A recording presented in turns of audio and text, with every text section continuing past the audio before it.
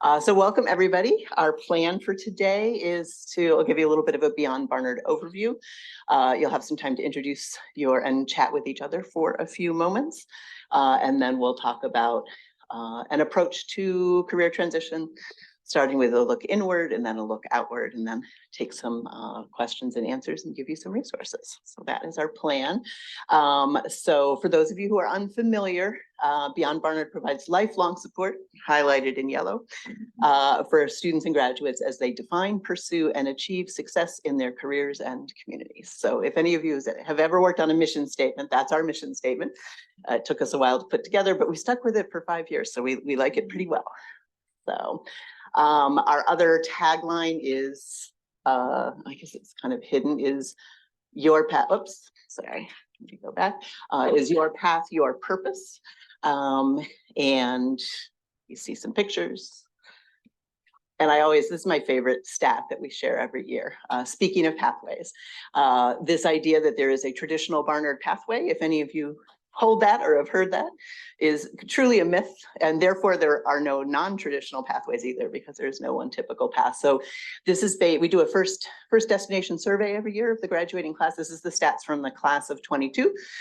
The class of 23, it's still out in the field. We don't close the survey until November. We give everybody 6 months to get to their first destination or tell us where they're at. But what you can see here is that no one industry captures more than 18% of grads. And the 18% is actually a little high. It's funny, financial services was hovering more around the 10 or 11% the year before. Education popped up the first year of COVID, 2020. So, they kind of, I'd say financial services, healthcare, tech, those bigger pieces of the pie kind of move around each year, depending on various factors. But the point of this we remind ourselves each year, and we remind all our audiences, whether it's students or alumni, is there are many, many paths that Barnard alums take, and we're here to support you in whatever path you're in, if you want to continue along that way, or as we'll talk about today, if you are thinking about a shift or a change. So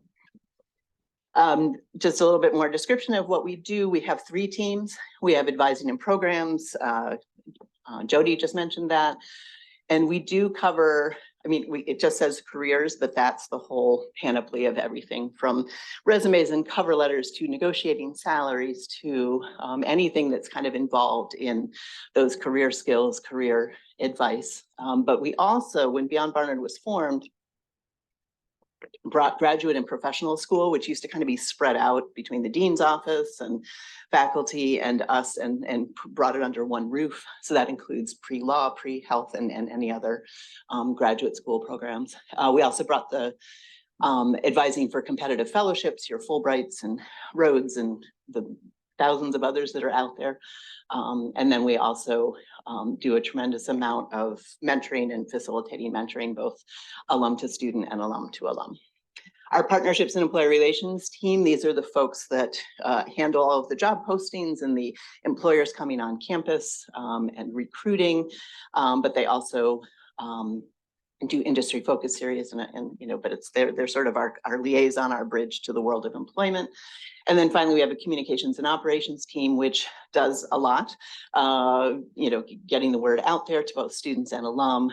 They manage the survey. I mentioned we do a first destination survey every year, and we do a 5-year out survey, and we're hoping to add some further years out. We want to get a bigger picture of what everybody's doing 10 years, 15. And then last but not least, they spend a lot of time. Our communications operations team is sort of the HR for student employment. How many of you had a job when you were here on campus? So it's the jobs on campus, and then we have what are called community partners, which can hire Barnard students who have federal work study, and so they manage that. So that's a whole big part of their operation. So that's who we are and what we do. In terms of Beyond Barnard and alumni, Barnard, long before it became Beyond Barnard, is one of the few colleges that guarantees free lifetime career support to its alum. Other colleges, so there's a few other colleges that do that. Some of them give unlimited support for the first 5 years. Some of them, there's just variations on it, but we've always had a proud commitment to being there for alums coming back at any point in their career. including we have a little subspecialty of retirement advising, which is always really interesting when people come in and we don't actually advise about retiring in any of the financial part of it, but that question of, what do you want to do next? What do you want your retirement to look like is an interesting piece of this. So we're here for you to get support. We do webinars and workshops such as this. There is one-on-one advising. There's a bunch of online resources, and there are on Handshake, a platform I'll talk about more. There are job opportunities. Most of them, we'll be honest, are targeted at current and recently graduated students, but there are a number of employers who post what they call jobs for more experienced, and that can be anywhere from 2 to 3 years to people with 20 years of experience. So that's all here.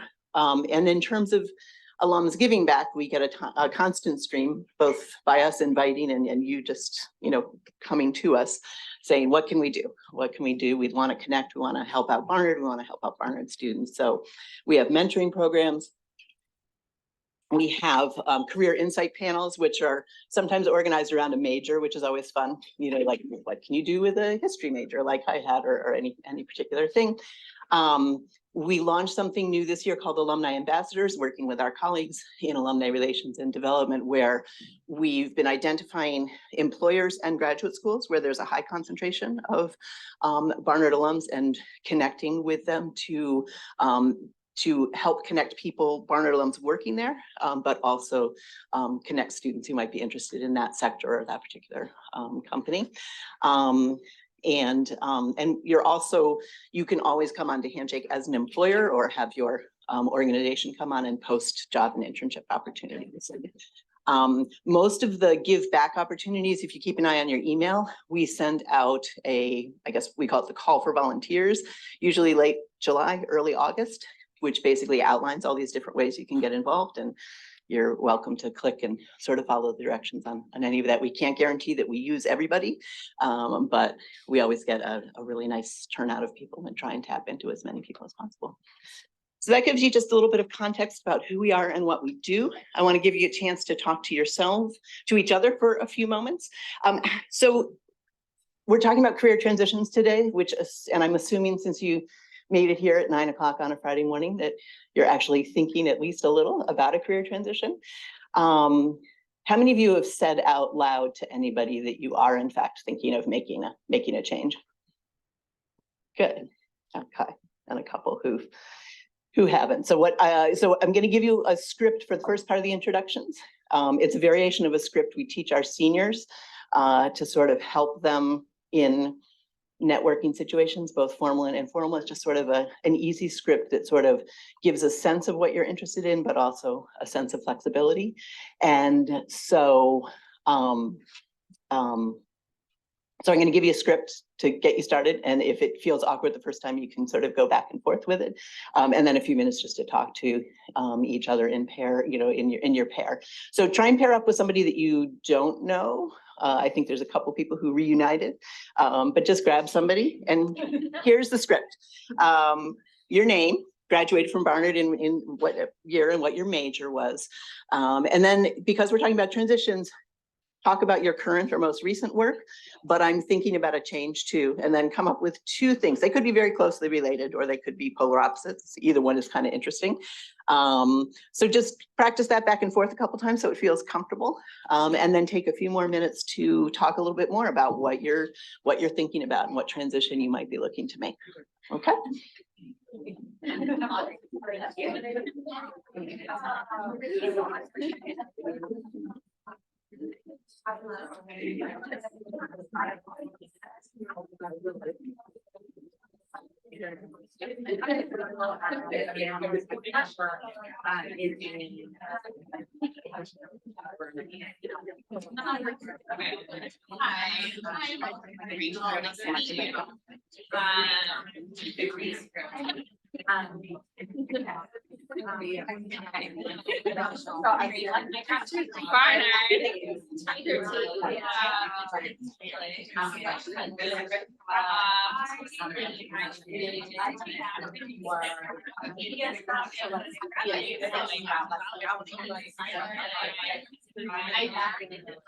I think I project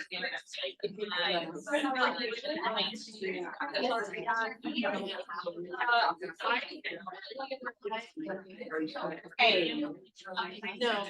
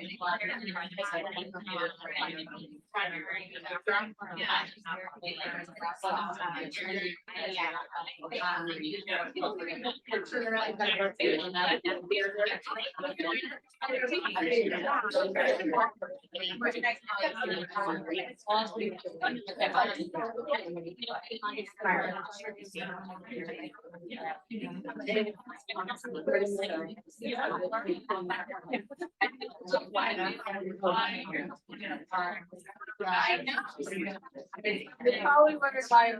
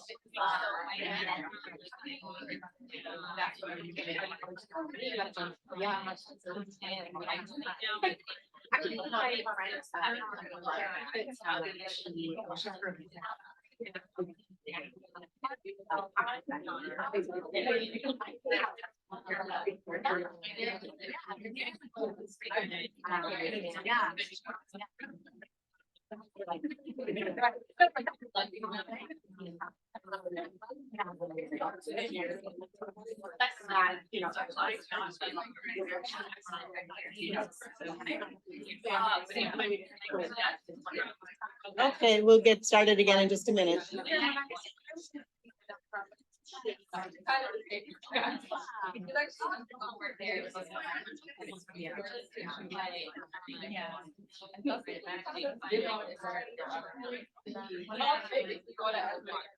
Oh, you came to the same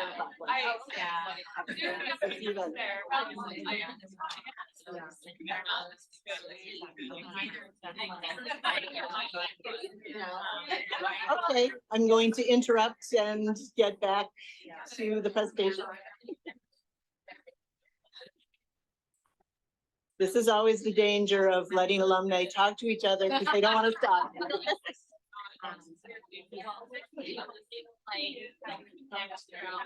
If everybody can just.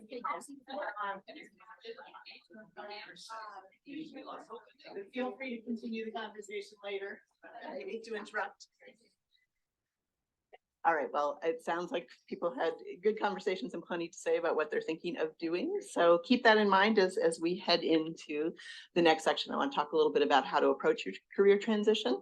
I think one of the key things is we tell this to students all the time. You don't have to have a plan to talk to somebody, and specifically, you don't have to have a plan already in mind to come talk to Beyond Barnard. So wherever you're at in your stage, how many of you would say you're sort of very early and just kind of thinking about what comes next? And how many of you on the other end are actively working on the transition?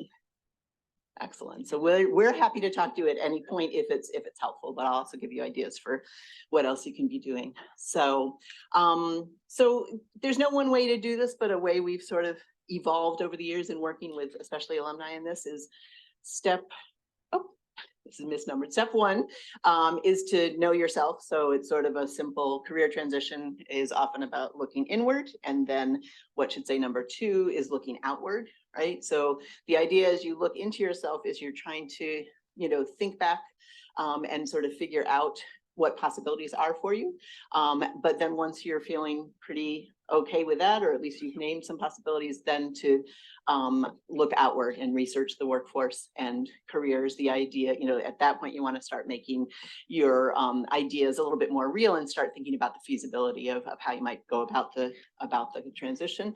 And then once you've looked inward, looked outward, then to make a decision. It doesn't have to be the final perfect decision. It could be that you're going to actively look at two possible pathways and see what starts happening as you begin the launch, right? And then once you are ready to make the transition, to begin taking action, rebranding, networking more purposefully towards specific jobs and opportunities, and actually, launching an active job search or thinking about launching your business. I meant to say that earlier. Most of this is pitched towards sort of a job search orientation, looking to change fields. But is there anybody who the change they're considering, the transition they're considering is to own something more entrepreneurial, owning their own business or launching? Yeah, a little maybe. Yeah. So definitely ask questions as we go through. I don't mean to be excluding. A lot of the same principles apply, but rather than constantly referring to both possibilities, I sort of lump them together. Okay, so that's the basic process that we use to sort of help break this down and make this more doable. Couple of key things, and a lot of this is just sort of drawn from my work over the years, working with various alumni going through transition, is you want to make this active, not passive. When a lot of people's career stories is, I fell into this. I never really was sure what I wanted to do, so I took the first job that saw. So there's a it's not completely passive because obviously you're making a choice, but I think often when people come to see us, it's at a point where they are able to, they're ready to make a more active choice about their career, or even if they did actively choose an initial career but are not happy with it for a variety of reasons, are ready to sort of actively do that. It's both an internal and an external process, as we sort of talked about, and I'll talk about more. It is about looking inward and figuring out what's important to you and what you think you might want to do. But it is also external. There's a lot of information and a lot of people out there in the world that can help you, give you information and help you figure out what to do. Practice confidence. I think that first bullet is probably one of the most common questions or common points I'll make to somebody, which is part of being active or proactive.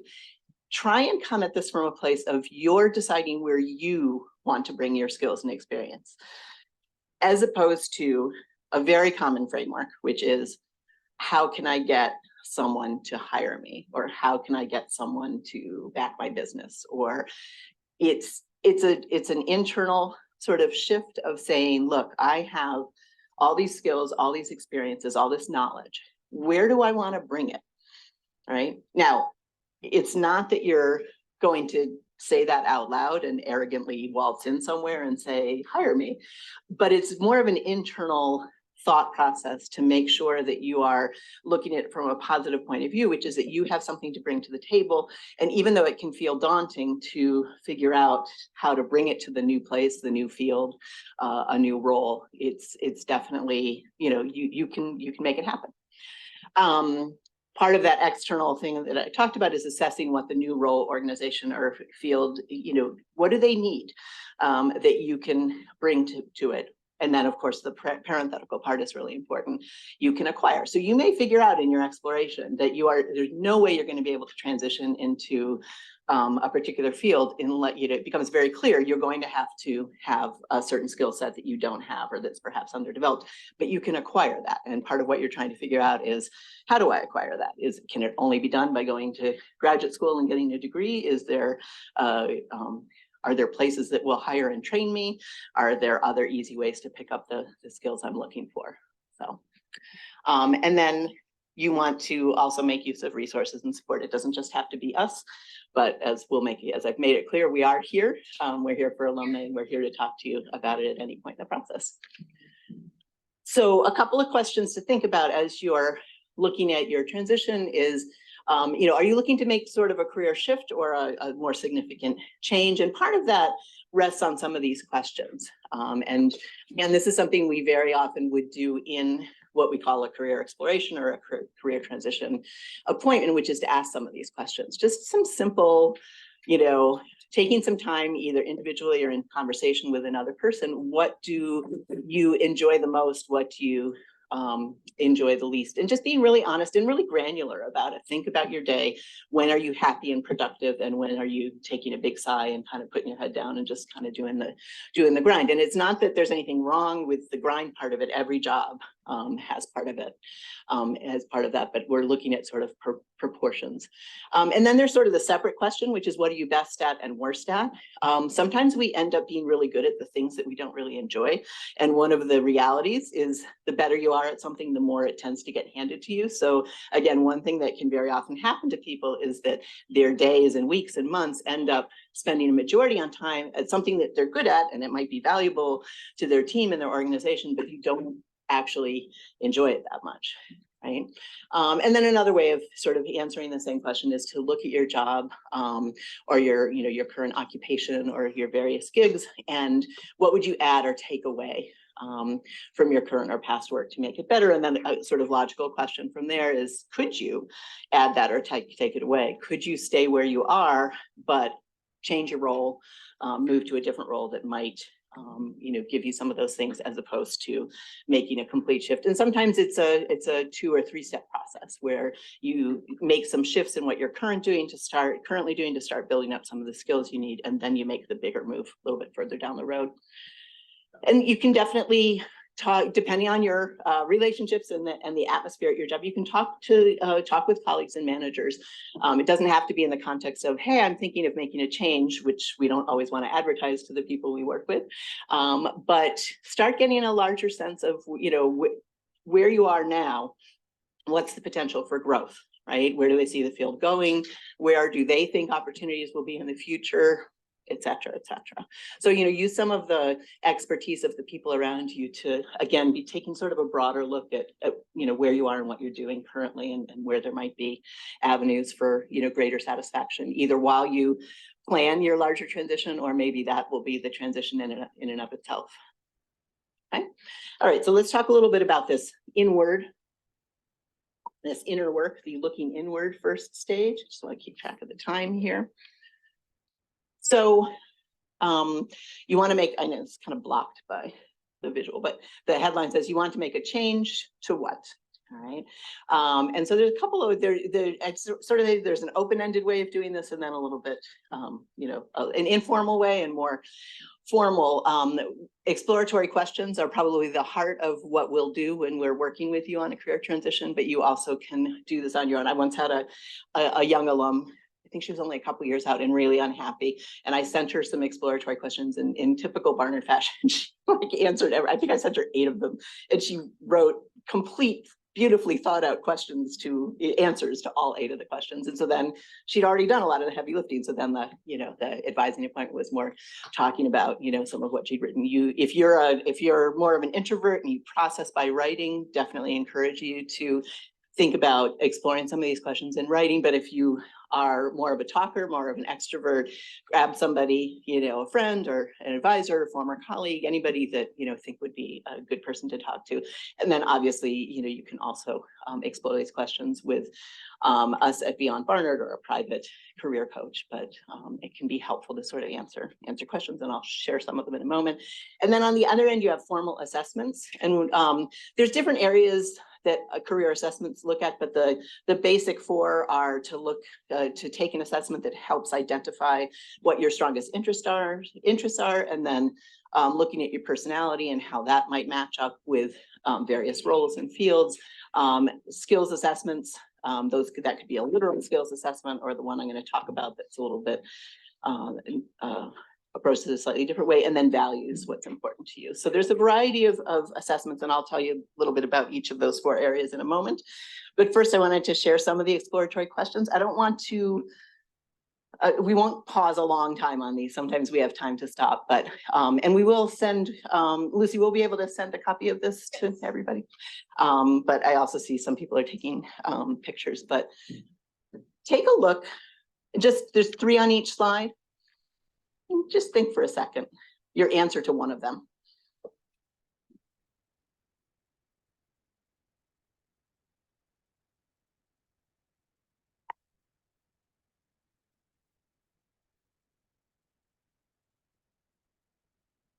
That first one's always a fun one. Let's do a quick survey. Anybody, 3 people who wants to share what they the first thing they remember wanting to be. I wanted to be an artist. Excellent. What kind of artist? Just general artist. Drawing and things, so. Excellent. And are you? No. It's always interesting. Which is why we've got the follow-up questions, because I think it's interesting. It's more than just sort of a trivia question. It's some of those early impulses, what we were drawn to as children. There can be some resonance there, that. Say it again. Oh, I think it was like creativity. Yeah, absolutely. Who else wants to share? What was the first thing you remember wanting to be? I wanted to be a writer when I was younger. So did I. And it kind of connects because I do some writing and research for my job. And I think it's the research part that I really like. Oh, interesting. Yeah. And a third person, anybody want to share?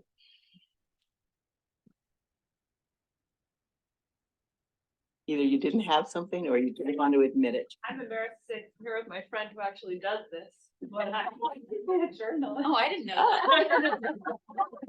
There you go. And are you? Oh, No, no, but she is. Excellent. But the other 2 questions are interesting. It's often the alums we see who are in a career transition is often from back from taking a career break, and sometimes that career break it has involved volunteer work, and so it can be interesting to sort of, regardless of whether you are working and doing volunteer work or just doing volunteer work at that moment, but that can be an interesting question. Yeah, and then, the world is full of people giving you suggestions, so always interesting to think what else. And then a couple more. Let's take a second to think about one of those.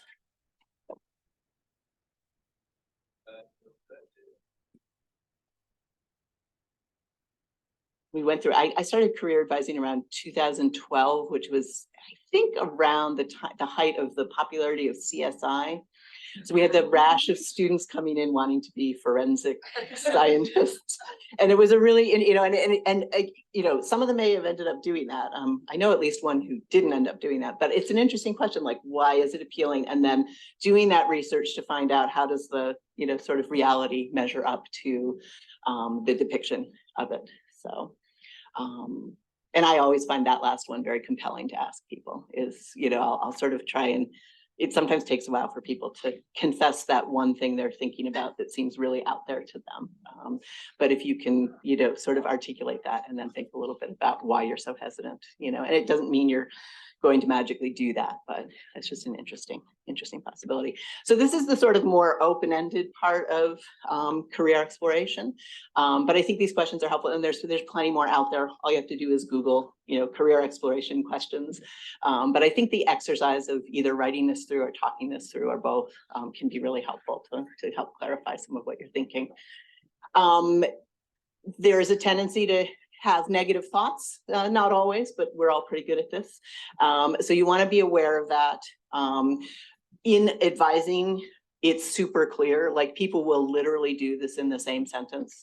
I'll pick on you for a moment. I wanted to be a journalist when I was in college, but I can't do that, or, and it's always really interesting to hear that negative. And what you want to do is either the advisor or your friend or yourself says, why not? And delve into that. Well, and maybe it's completely legitimate. Maybe there is no way to make it work given your current circumstances, given the nature of the job you'd really love to have and the skill set you would need. But you want to push back on that a little bit. And then the other thing, and again, I'll actively do this in a session, is, just sort of put aside the negative thoughts and practical considerations. They're not going to go away. You want to stay in a space when you're doing this exploratory work of possibility and really let yourself think about it and sort of sit with it before you reject it. Sort of the same point there on the last point. Then you don't have to do one first or the other. On the other spectrum are what we call formal assessments. There's a variety of them. There's more than these, but these are the four that we use most commonly. The strong interest inventory, as it suggests, helps identify interest. And on the surface, it seems very straightforward. Has anybody ever taken the strong interest inventory? You go through and you're like, it's a Likert scale. Nursing sounds appealing, sure. Accounting doesn't sound appealing. It seems very straightforward, but it's a really interesting instrument, and I'd say it's more often affirmative than revelatory, but sometimes it does pop some things up. It doesn't come up with a single answer. You must be a librarian. That is your true calling, but it suggests possibilities, and sometimes it suggests possibilities that people haven't thought of before, or again, affirms things that you have been thinking about, and that can be helpful. We have, it's a licensed assessment, so we have an account and we've been trained in it, and you can access it through us. We generally do a preliminary appointment, and then we'll send you the link to pay for it. I think it's $20, and then you take it online, and then we have a follow-up appointment to go through it and then share the results with you after that to continue working on. Similarly, the Myers-Briggs type indicator, the MBTI, this one's a little bit more well-known, a little bit more controversial. It's used in a lot of settings, and it can be improperly used, especially in professional settings, but it's often used in career advising and leadership development or leadership coaching. So similarly, and again, it's not magic, but it looks at it generates specifically a Myers-Briggs career report. And so you take the basic personality, but then it gives you data and some information on your personality type and various roles in various industries that may or may not be a good fit. So, and similarly, it's $20 fee.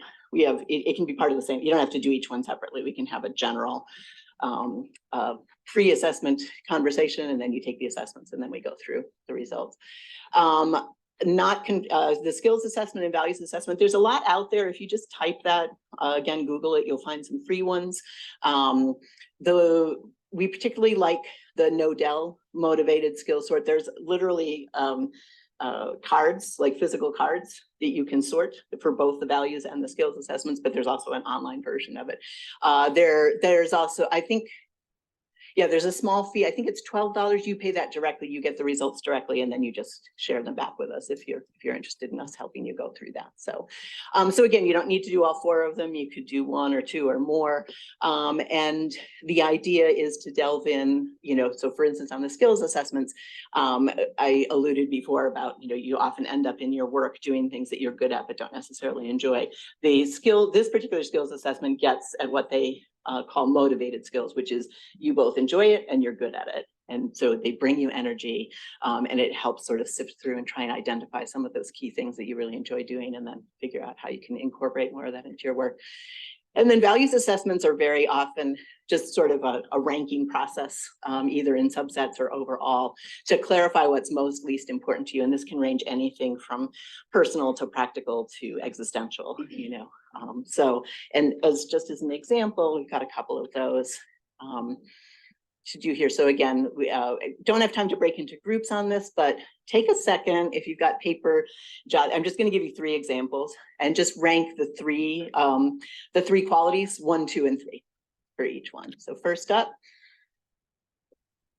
this is about, sorry, I can't even see it, about various responsibilities. So of these 3 things, challenging, enjoyable, predictable, what's most important to you in your work?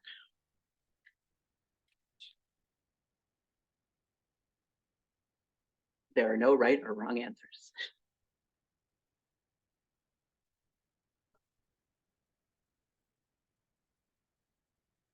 We'll do a quick survey. How many put challenging first? Very Barnard. How many put enjoyable? Yay. And how many put predictable first? Yeah. Sometimes that's important. That's the whole thing. It's your values, and it's sifting through them and trying to, sort of name. Okay, here's the next one. I think these are work environment. Limited or no stress, fast-paced environment, independence, limited supervision. Rank them. Think to yourself, which one's number 1 for you?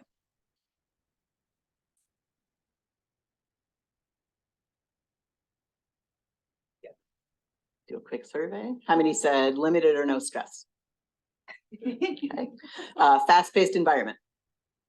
Okay. And how many said independence or limited supervision? That seems to be the perennial favorite, at least among this particular demographic. So that's cool. But they're all, they all can be important. They can be important at different times and different, phases of your career. So, all right. And then last but not least, I think this is the more practical things. What's most important to you? Security against layoffs and recessions, easy commute, high salary.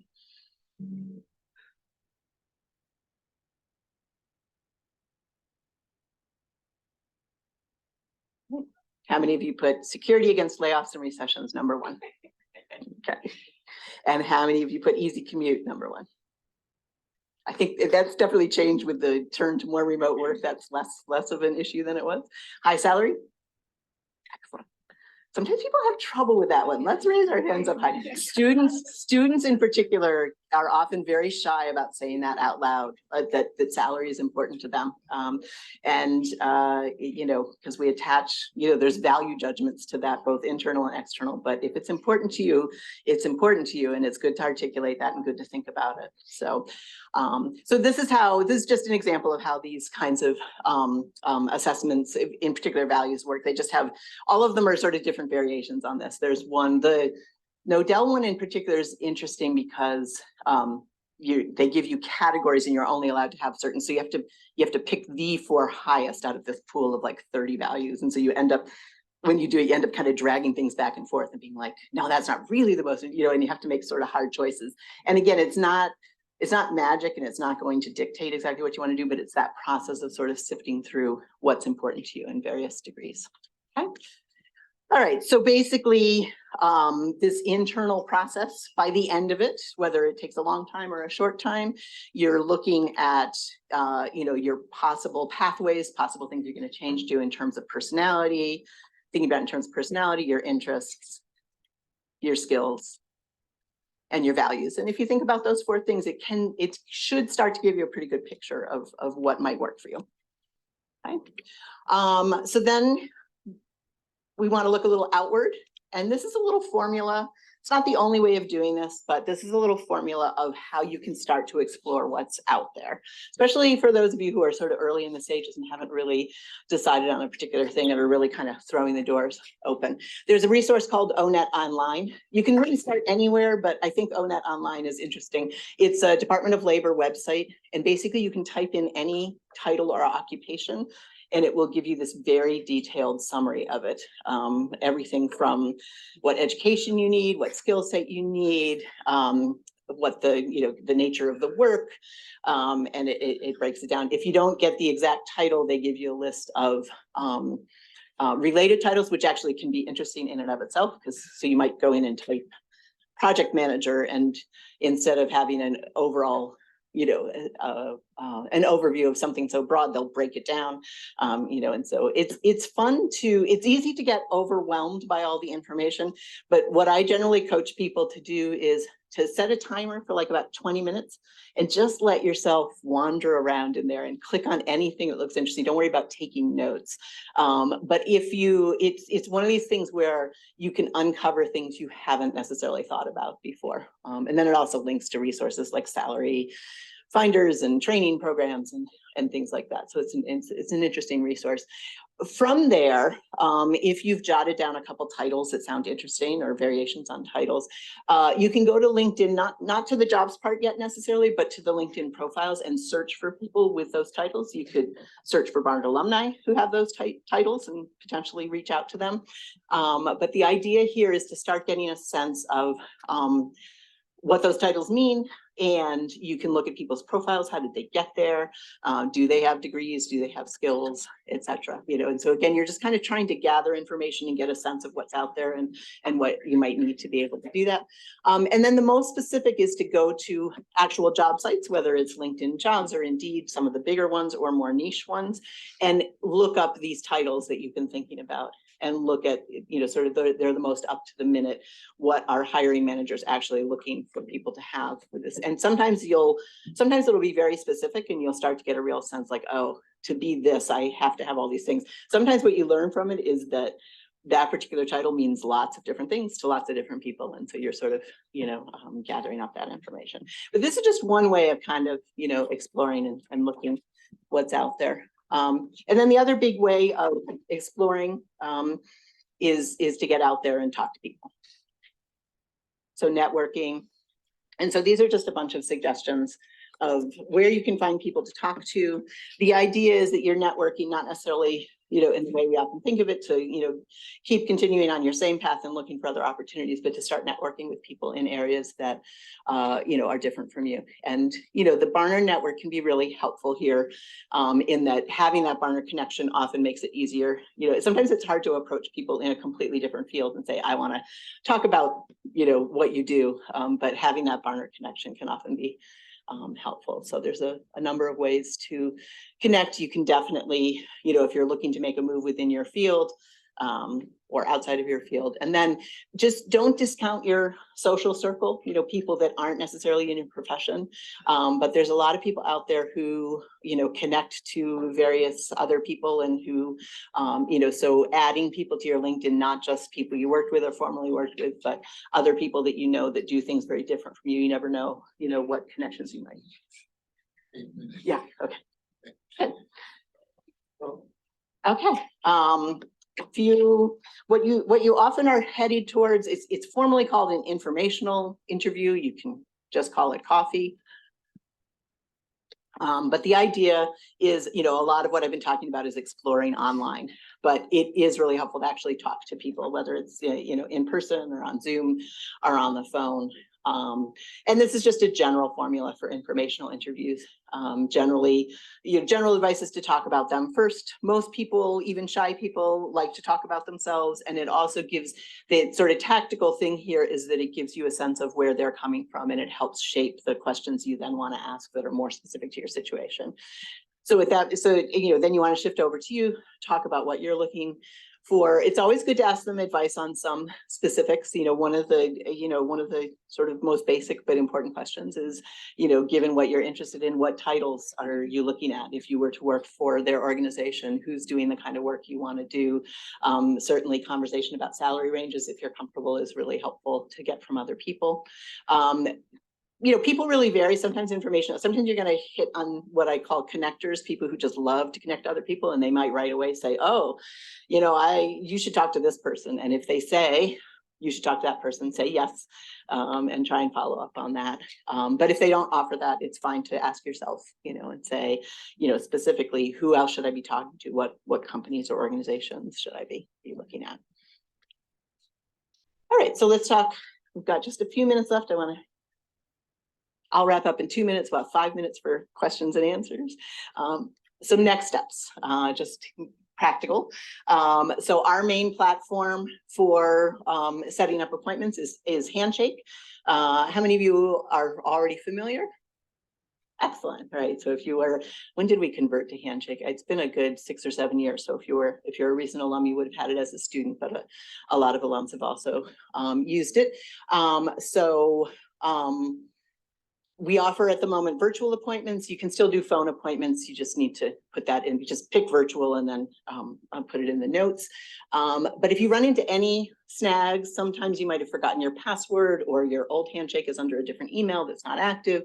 So just don't be a hero. If you run into problems with Handshake, just email us or give a call to the office and we'll help walk you through it. We've heard almost all of the questions, and there are some weird little quirks. For instance, if you used Handshake in your graduate program and already have an account with another school, there's some extra hoops we need to go through because it gets confused. So things like that. All right. We also started this past semester virtual drop-in advising for alumni. We're on a slight hiatus. We are starting it up either next Monday or the Monday after. It's Mondays 12 to 1 Eastern, and that's the Zoom meeting information, which again, we'll send you this presentation so you can click right on that and you'll have that information. You also can, there's information for it on Handshake. So once you're on Handshake and you're choosing an advising type, if you scroll down, you'll see drop-in advising, it'll give you that information. So that's another opportunity if you just want to pop in, or if you've got something sort of, time sensitive, that can be easier than waiting for a one-on-one appointment. I mean, the drop-in is one-on-one too, but it's shorter. So, and then finally, we do a fair amount of programming. We usually do a summer series. Last year, it was specifically on career transitions. This year, we're going back to what I call our soup to nuts job search series. So it's eight sessions. You do not have to attend them all. It starts with sort of how to approach a job search and then goes resume, cover letter, interviewing, networking, salary negotiation, and yeah. So keep an eye out. That'll come from the same folks that advertise Reunion. So you should be on the mailing list. We also have a YouTube channel where we have a lot of recordings, including probably the last time we did the alumni series. So you should be able to find that. But there's also a lot related to professional and graduate school. There's a lot of different resources there. So.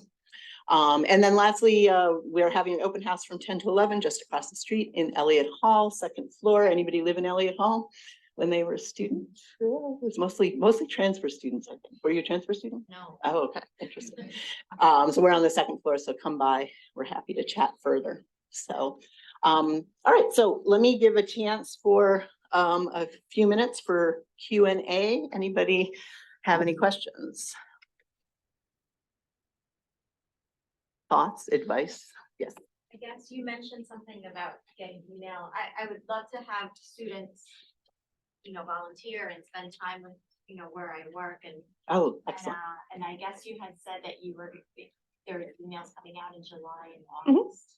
Yeah, but you can reach out at any point. So what I would do is email us at Beyond Barnard and say, I would love to be able to post internships or, so that goes to our employee relations team. So they'll get you, it's the same platform Handshake, but they'll get you registered on Handshake as an employer and show you how to post. Just if you do Beyond Barnard at barnard.edu, they'll get you to the right place. Okay.